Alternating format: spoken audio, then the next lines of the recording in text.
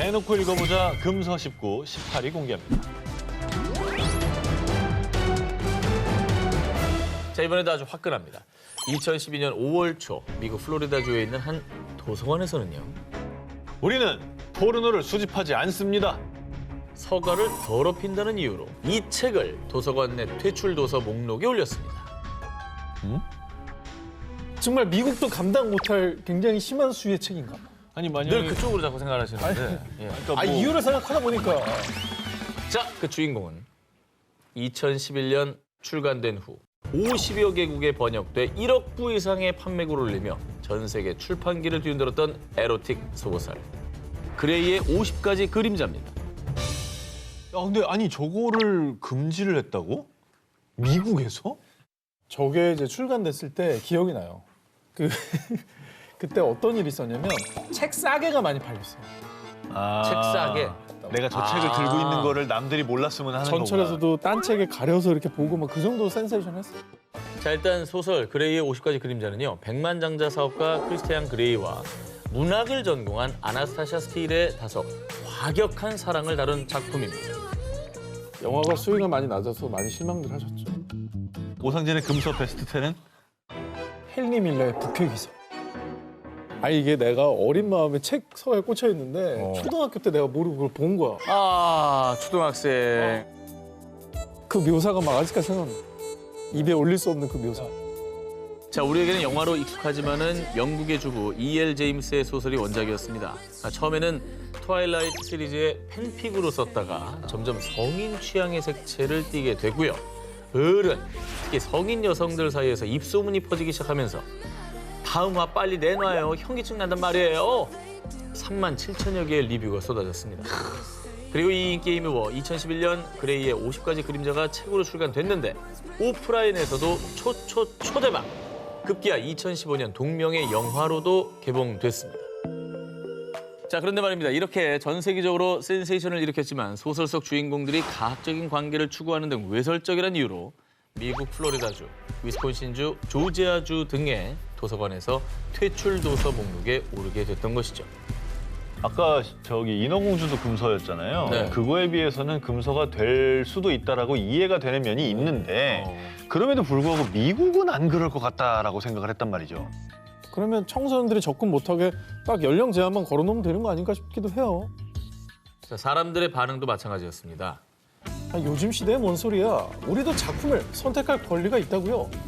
결국 한 달도 채 지나지 않아 해당 플로리다 도서관 책장에 그레이의 50가지 그림자가 다시 꽂히게 됐다고 합니다. 대놓고 읽어보자 금서 19, 17회를 공개합니다. 저주를 부르는 금단의 책. 1999년 미국 미시간주에서는요, 이 책을 두고 아니, 어떻게 이런 책을 우리 아이들이 읽게 할 수 있죠? 또 2019년 미국 테네시주에선 아니 이건 저주를 부르는 책이에요. 아이들을 읽고 악령을 불러내면 어떡할 겁니까? 뿐만 아니라 2000년 영국 켄트, 2007년 아랍에미리트 등 전 세계 각지에서 저주와 악령을 부른다는 이유 등으로 이 책을 금서로 지정했습니다. 악령을 부르는다고요? 신비롭고 이교도적인 어떤 내용일 거라는 생각은 들어요. 세계 각지에서 금서로 지정한 이 책은 바로 1997년 첫 시리즈 출간 이후 전 세계에서 무려 5억 부 이상 판매된 베스트셀러 조앤 K 롤링의 해리포터 시리즈입니다. 영화로도 제작되며 전 세계인들의 사랑을 받은 해리포터 시리즈. 그런데 출판 직후부터 논란에 휩싸이며 금서 요청이 쏟아졌습니다. 그 이유는 일부 종교학교의 학부모들은 해리포터 속의 마법을 다루는 마법사와 마녀가 아이들을 현혹할 뿐 아니라 마법과 주술에 심취하고 악마를 숭상할 수 있다며 항의했던 건데요. 뿐만 아니라 해리포터엔 아브다 케다브라, 크루시오, 임페리오 이렇게 일명 3대 저주 주문이자 금지 주문이 등장하는데요. 2019년 미국 테네시주의 종교학교에선 실제 퇴마사에게 자문을 구한 끝에 책 속의 저주 주문들이 실제로도 저주를 부를 수 있다고 주장. 아이들이 책을 읽지 못하도록 교내 도서관에서 퇴출했습니다. 부모 마음은 알겠는데 저게 너무 지금 검증도 안 된 얘기잖아요. 사실. 이건 조금 너무 심하지 않나는 생각이 들어요. 그렇다면 SF 이런 거 다 보여주지 말아야지. 정말 아이러니하게도 세계적인 베스트셀러 해리포터 시리즈는요. 미국 도서관협회에서 가장 많은 금서 요청을 받은 책으로 선정. 2016년에 미국 시사주간지가 금서주간에 발표한 역대 대표 금서 10권에 선정되기도 했습니다. 작가 마음이 좀 어땠을까요? 저렇게 공들여 쓴 책인데 이렇게 금서 요청이 저렇게 많으면. 해리포터 시리즈의 작가 조앤 K 롤링은요. 네. 금서 목록에 오르는 일은 오히려 대단한 관심의 반영이라고 생각해요. 라며 쿨한 반응을 보였다고 합니다. 익스펙토 패트로눔. 제가 유령을 물리치는 수호신을 불러드리는 주문을 외쳐드렸으니까요. 여러분 모두 저주와 악령 걱정 없이 재밌게 독서하세요. 대놓고 읽어보자 금서 19 14위를 공개합니다. 모모 조장하는 연애 소설. 독일 최고의 문호인 괴테의 수작. 1774년 발간된 이후 뮤지컬과 오페라, 연극 등으로도 재탄생되며 전 세계를 휩쓴 명작이죠. 소설 젊은 베르테르의 슬픔입니다. 아니 이거는 왜 금서지? 이건 용어로 나왔잖아요. 베르테르 효과. 아 그것 때문에 금서라고? 젊은 베르테르의 슬픔은 작가인 괴테 본인의 실제 연애담을 바탕으로 한 소설입니다. 소설의 주인공인 베르테르가 약혼자가 있는 로테를 사랑하게 되지만 이룰 수 없는 사랑에 괴로워하는 애틋한 이야기를 담고 있는데요. 베르테르의 수뇌부를 그린 이 애달픈 연애 소설에 수많은 사람들은 열광했고요. 당시 남성들 사이에서는 작품 속 베르테르가 즐겨 입었던 푸른 연미복과 노란 바지가 유행. 독일을 넘어 유럽 전역에 베르테르 열풍을 일으켰습니다. 사실 명문장으로 가득합니다. 절전한 어떤 사랑을 표현한. 그러니까 베르테르가 로테를 너무나 사랑했다는 게 절절하게 느껴지고요. 그 마음이 막 너무 와 닿았었던 것 같아요. 맞아요. 네. 그런데 말입니다. 책이 발간되고 이듬해인 1775년 이 책은 금서로 지정이 됩니다. 이 아름다운 연애 소설이 금서가 된 이유, 바로 이 구절에 힌트가 있습니다. 로테, 될 수만 있다면 당신을 위해서 목숨을 바치고 싶었습니다. 탄환은 재어놓았습니다. 지금 12시를 치고 있습니다. 자, 그럼 됐습니다, 로테. 로테, 안녕. 안녕. 이 부분이 좀 문제가 있긴 하네요. 다들 아시다시피 이제 스스로 극단적인 선택을 한 건데 네. 사랑 때문에. 게다가 이룰 수 없는 사랑 아니겠습니까? 이미 정혼자가 있는 또 여성한테 러브레터를 썼으니까 여러 가지의 금지 요소가 있었던 것 같아요. 독일 라이프치히 법정은요. 소설 젊은 베르테르의 슬픔이 자살을 조장한다고 판결. 이 책에 대한 인쇄와 영업, 판매를 전면 금지시킨 겁니다. 실제로 1779년 독일 바이마르에서 한 여인이 실연당한 뒤 강에 몸을 던지는 사건이 발생했는데요. 사망한 이 여인의 소지품 중에 이 소설책 젊은 베르테르의 슬픔이 있었다고 합니다. 이제 과몰입의 부작용이 아닐까 생각이 들어요. 과몰입을 하면서 사랑을 이루지 못하는 자기 상황이랑 베르테르랑 동일시해버리는 거죠. 하지만 금서 조치에도 불구하고 소설의 엄청난 인기는 식지 않았습니다. 젊은 베르테르의 슬픔은 독일 최초의 세계적인 베스트셀러에 등극. 이후에 자살 조장 논란을 의식해서인지 1787년에 발견된 개정판에는 독자들이 자살을 범하지 않도록 당부하는 내용이 함께 실렸다고 합니다. 사실은 괴테가 이런 효과를 바라지는 않았을 거예요. 그렇죠. 네, 그가 말하고자 한 건 사랑의 어떤 절절한 마음이지 자살을 미화시키려는 의도는 결코 없었다고 생각합니다. 대놓고 읽어보자 금서 19, 12위 공개합니다.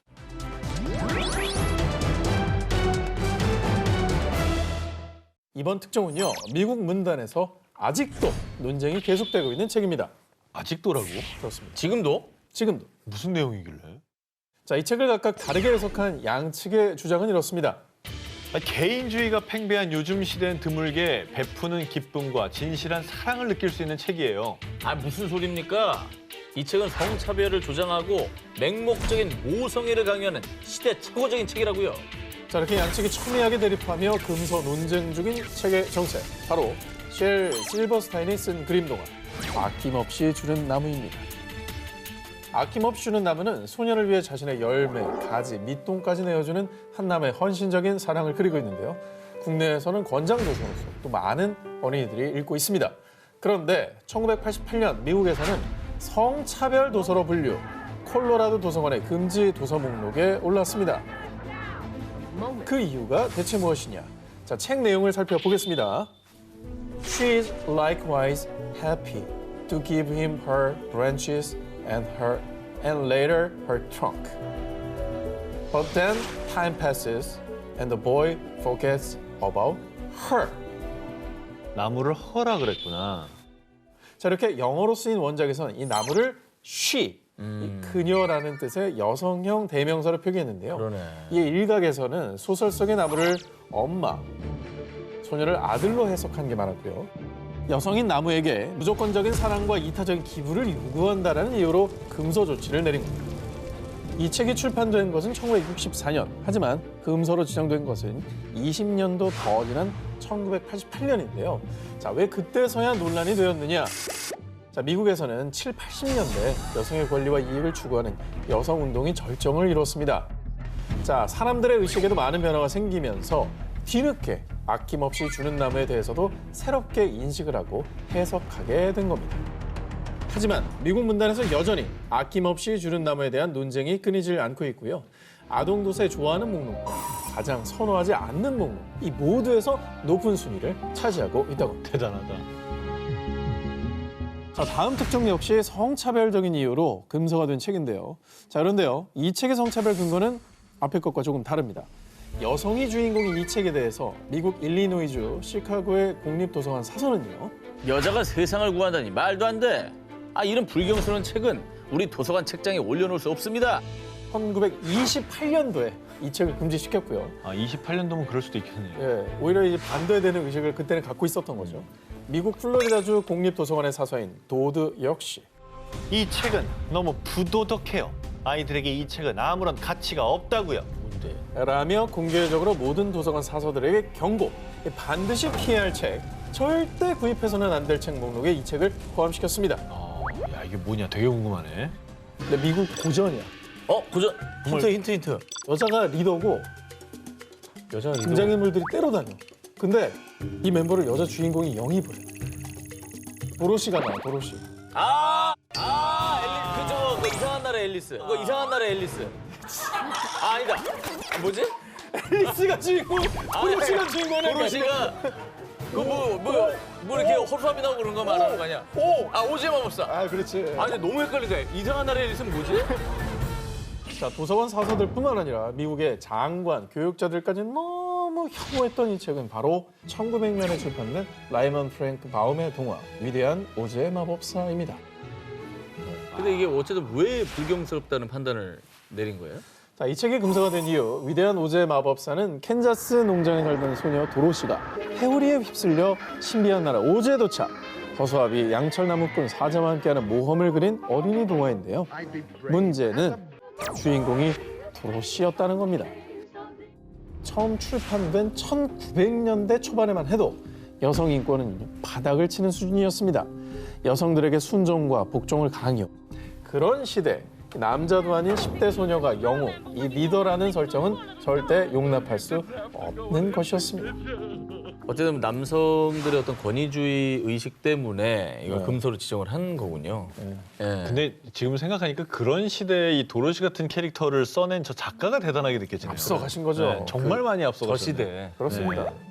위대한 오즈의 마법사 작가인 프랭크 바움이 도로시를 이렇게 진취적인 여성으로 그리게 된 건 19세기의 유명 여성 운동가인 장모님 마틸다 게이지의 영향이 컸다고 하는데요.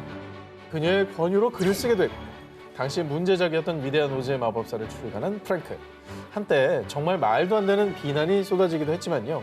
위대한 오즈의 마법사는 출판 이후 14편의 시리즈가 나올 정도로 큰 인기를 얻었고요.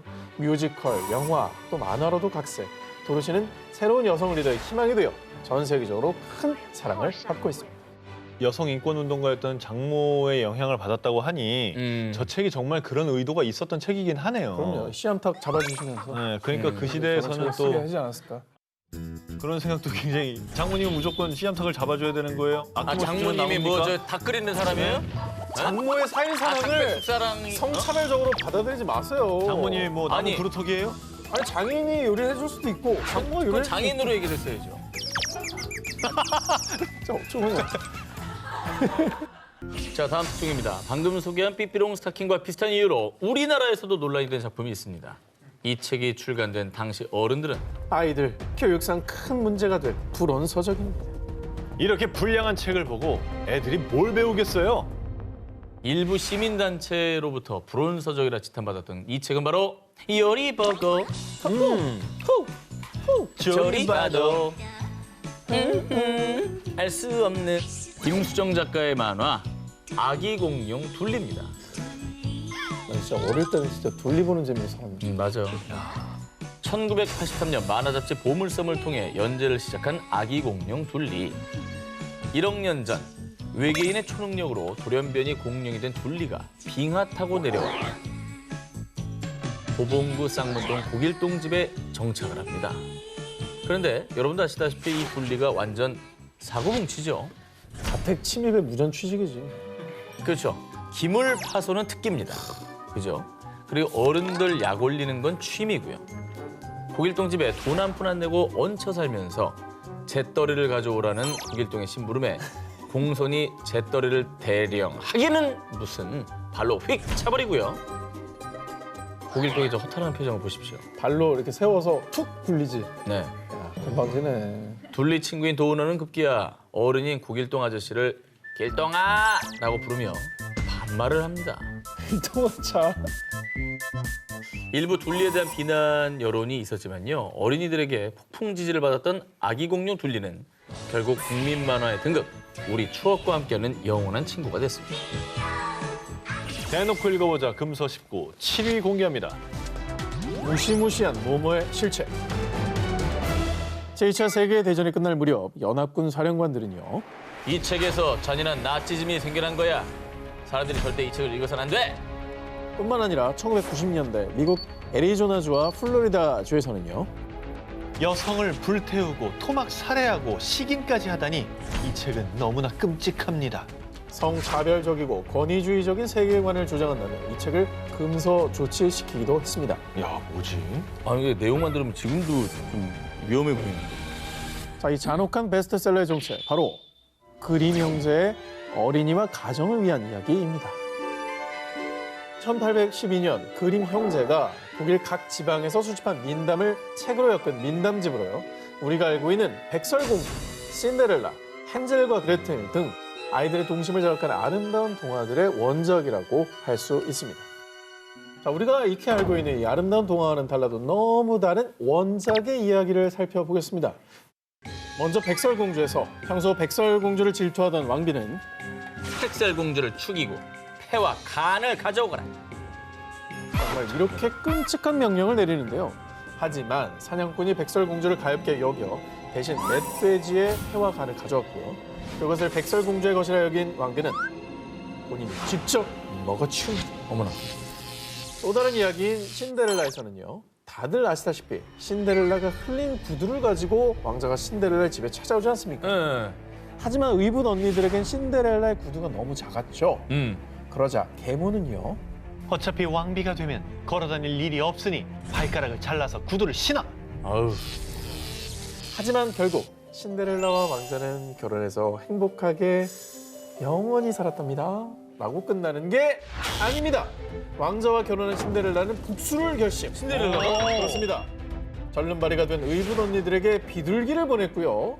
비둘기가 의붓 언니들의 눈을 쪼아서 실명을 시켜버립니다. 이야, 이거 뭐 하도 고운데 완전 고어물이에요? 나는 이거는 와 절대로 난 우리 딸한테 읽어주지 않을 것 같아요. 너무 잔인해. 아, 그렇지 못 읽어주죠. 네.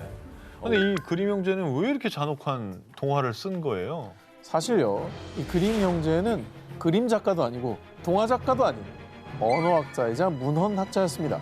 독일 역사를 연구하기 위해서 민담을 모았고요. 이 민담에 담긴 언어와 문헌들을 후세에 전하기 위해서 내용을 바꾸지 않고 출판을 했던 겁니다. 민담이 세긴 하지. 그리고 그 후로 45년 동안 7번의 보완과 수정이 있었다고 하고요. 훗날 이 D사에서 이 이야기를 아이들의 눈높이에 맞춰 아름답게 포장, 우리가 아는 동화 또 애니메이션으로 전하게 된 거죠. 무지막지하게 각색을 했네요.